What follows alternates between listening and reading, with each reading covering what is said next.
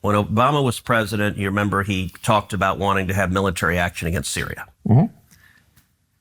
And at the time, I tried to keep an open mind to it. I said, okay, let me listen to the commander-in-chief, describe to me how this is in America's interest and what your plan is. And Bashar Assad was a bad guy. He was killing his own citizens, and he had chemical weapons that were very dangerous.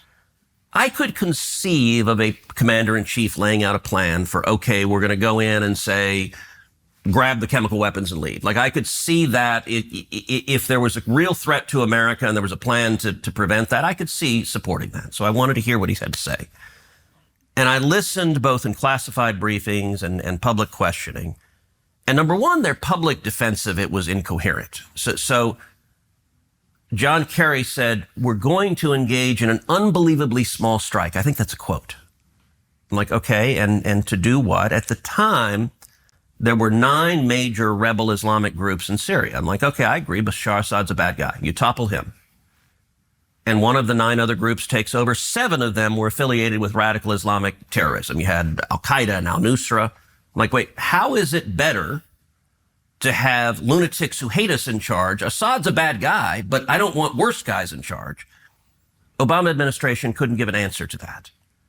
And ultimately, when you press them, John Kerry in particular, I pressed, and he would say, well, we need to defend international norms. Like, what the hell's an international norm? I don't know what it is, but I'm not interested in putting U.S. servicemen and women in harm's way to defend one. Let me step back and let's talk regime change generally. I mentioned Syria. I also opposed the Iraq War. I think the Iraq War was a serious mistake. And we have a pattern, and going back to this binary of the interventionists and the isolationists. The interventionists advocate over and over again, there's a bad guy, there's a dictator who's doing bad things to his people, and they say, let's go topple him. And you have dictators in the Middle East who are killing radical Islamic terrorists. We come in and topple them. The radical Islamic terrorists take over, and they start killing Americans. In my view, how the heck does that help us? Like, Saddam Hussein was a horrible human being. He murdered and tortured people. Unequivocally bad guy. But it got much worse after we toppled him.